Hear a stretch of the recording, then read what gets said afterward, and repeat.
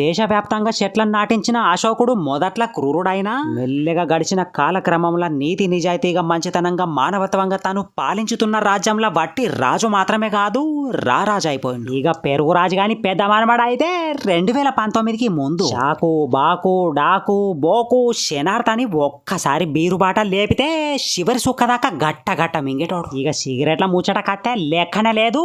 జంగల్లల్లో ఎలగడి తరిగినట్టే ఎవ్వల కనబడకుండా ఊరవతల కాలువ కింద కూర్చొని ఒక్కటే బుక్కల 4-5 వీలు శివతల పడతాడు. కొన్ని వేల కామెంట్లు ఇంత చిన్న వయసులో నీకు ఈ నాలెడ్జ్ ఎక్కడి నుంచి వచ్చిందంటే ఒకే ఒక్క కారణం భగవద్గీత. ఒక్కసారి మనసుని ఆధీనంలో పెట్టుకొని పూర్తి భక్తి నిబద్ధతలతోని గీత చదివితే కలియుగం ఆరంభం నుంచి అంతం వరకు కండ్ల గట్టినట్టు కనబడుతుంది. ఇదంతా ఎందుకు చెప్తున్నా అంటే ఎదిగే పిల్లల మైండ్ తెల్ల పేపర్తో సమానం. ఏం రాసుకుంటే గది బారుద్ది, గది మంచి అయినా చెడైనా. అవుగాని తమ్ముడు మీరు ఇద్దరే ఉంటారేమో గంతగానే మండుతావు ఏం చేస్తావని అడుగుతారు కదా, నేను పంచుకుంటా ఉంటా అప్పుడు ఇప్పుడు చెప్పుకోను అంతే.